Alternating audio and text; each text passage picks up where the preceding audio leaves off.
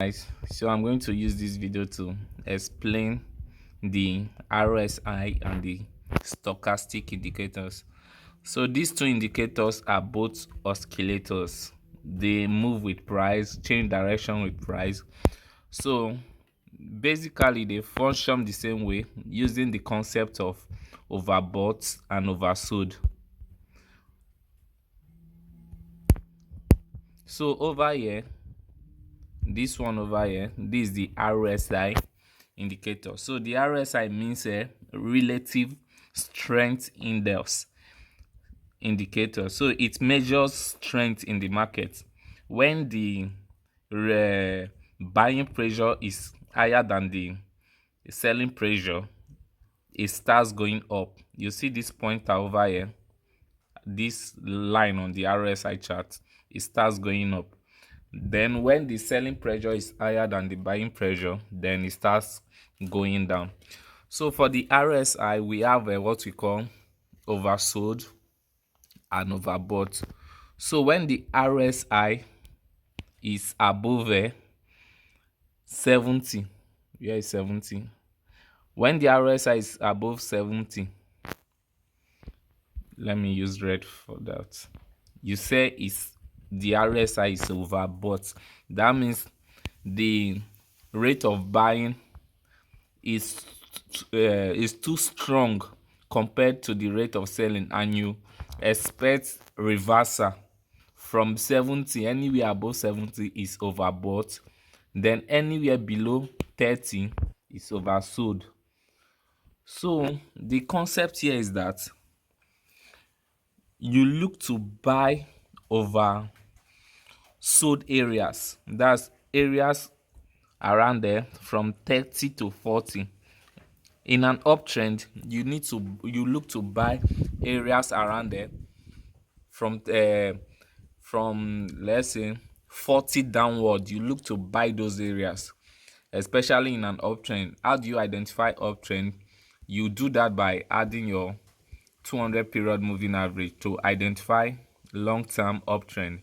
So you can see my moving average over here, and you can see that price is above my moving average. So for that, I'll just say that my the RSI is currently at 54 right now, so it's not oversold, it's not overbought, it's just within the two. That means the ratio of buying and selling are almost equal.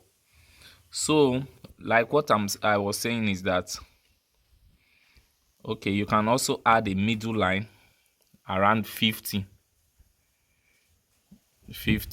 I might not get it perfectly well here, but add a middle line again around 50. That line you can use black color.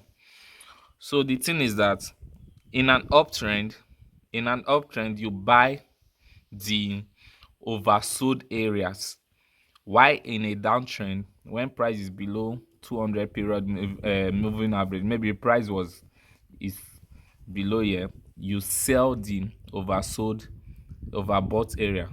Let me repeat it again. In an uptrend you buy the oversold areas. So for example, the price is oversold, let's say over here at this point over here. So if I should check the RSI value, it should be below 30 over there, and you can see that it coincides with market structure over here, trend line.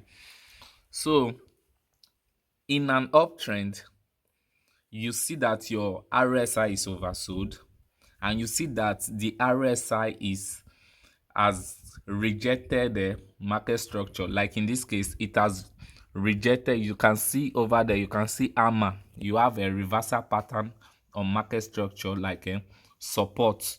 So when you see rejection of lower prices as support, and the market is oversold, but it is an uptrend, you can still buy. So the concept I want to say is that the major thing is that, first of all, identify your market structure, support, resistance.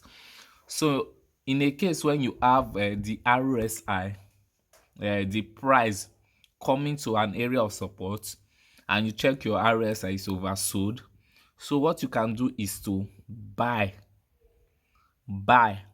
at that support. So when you buy at, you can also add a 50 period moving average, or no, let's just use 200. So what you can do is you buy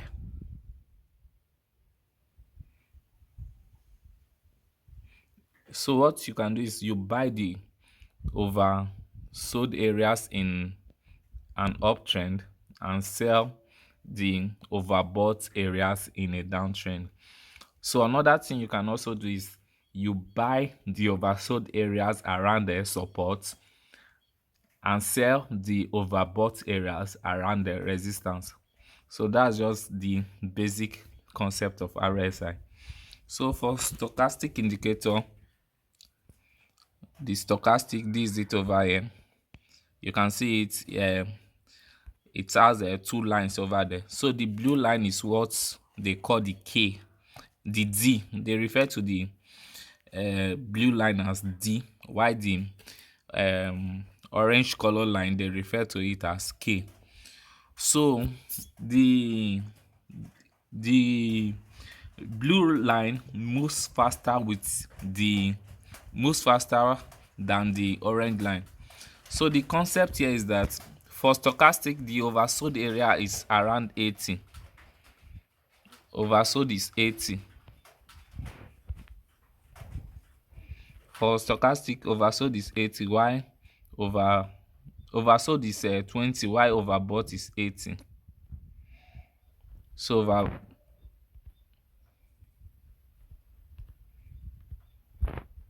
you can see the green line. That green line is, anything below that green line is oversold, while anything above the red line is overbought. So you can see it. So I can also add a middle horizontal line around the 50. So you can do that. You can use black, add it around 50. So the concept is still almost the same, but in this case, in an uptrend and the price is at oversold, you are in an uptrend, the price is oversold. Let's use this section over here. If you look at that place very well, you are in an uptrend, the price is oversold, and the price is around the market structure.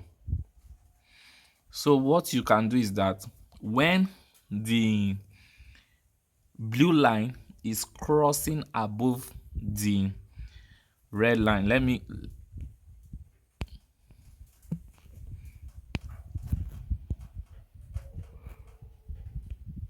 over here, look at the pointer, the cross pointer. So when this blue line is crossing over above the orange line and the price is hitting your support, you buy. That's the concept. When prices are support and you notice that the stochastic is oversold and the blue line is crossing above the orange line, you buy. And over here too, when price is at resistance, we can use here this as your resistance. So that's a resistance over there. So when price is at resistance and you notice that your stochastic is overbought, here is oversold. For oversold, if price is at support and your stochastic is at oversold, when you see the blue line crossing over the orange line, you buy at support. Why here is just the opposite.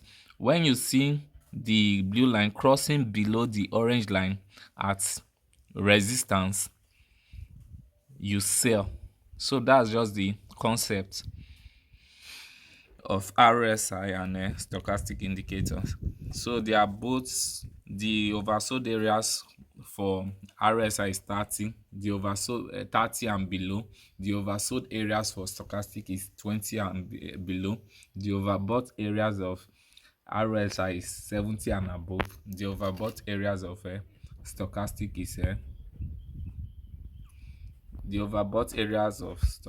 is 80 and above. So that's how you use it. For RSI, you want to sell the overbought areas around the resistance and buy the overbought sold areas around support. For stochastic, you want to sell the overbought areas around resistance when you notice that price is crossing below the when you notice that the blue line in your stochastic is crossing below the blue line is crossing below the orange line, you sell at resistance. When you notice that it is crossing above the orange line, you buy at support. So that's just the concept of stochastic and RSI indicators.